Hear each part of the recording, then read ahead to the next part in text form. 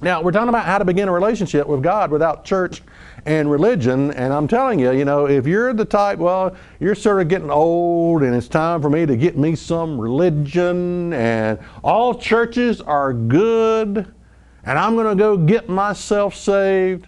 Yeah, right. Yeah, you do that. You do that. And I tell you, you're very foolish if you think, listen, there are tear churches out there. Okay? The enemy that sowed them is the devil.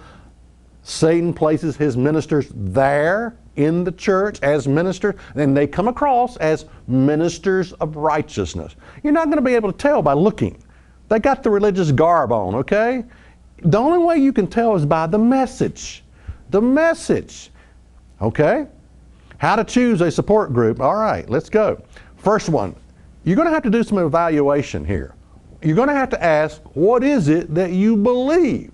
Don't ever go to a church until you first ask, what is it that you believe?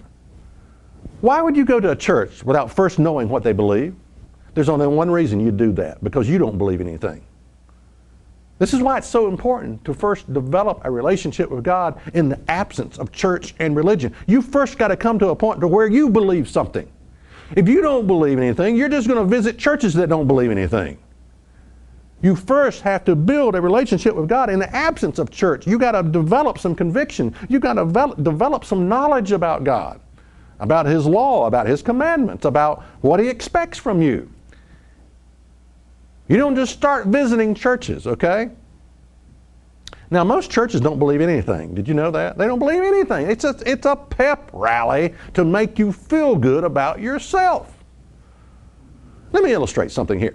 If you were to ask most churches, what do you believe about the law of God? What is it that you believe about the law of God? They're going to tell you, well, the law's been abolished, it's been fulfilled, it's been nailed to the cross.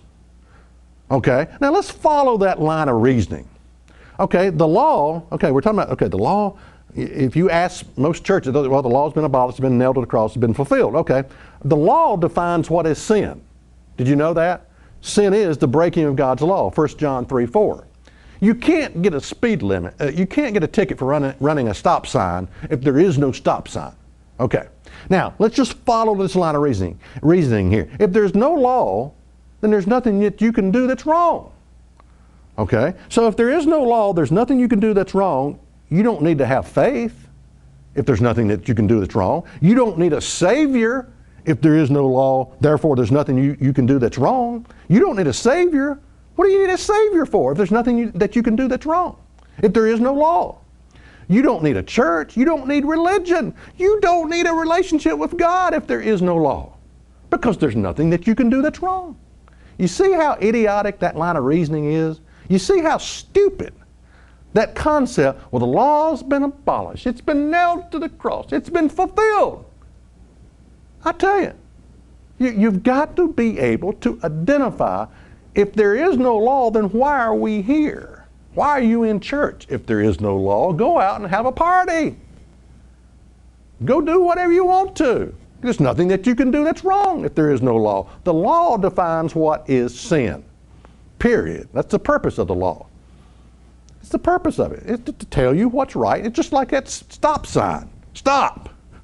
That's the purpose of the law. It defines what is sin.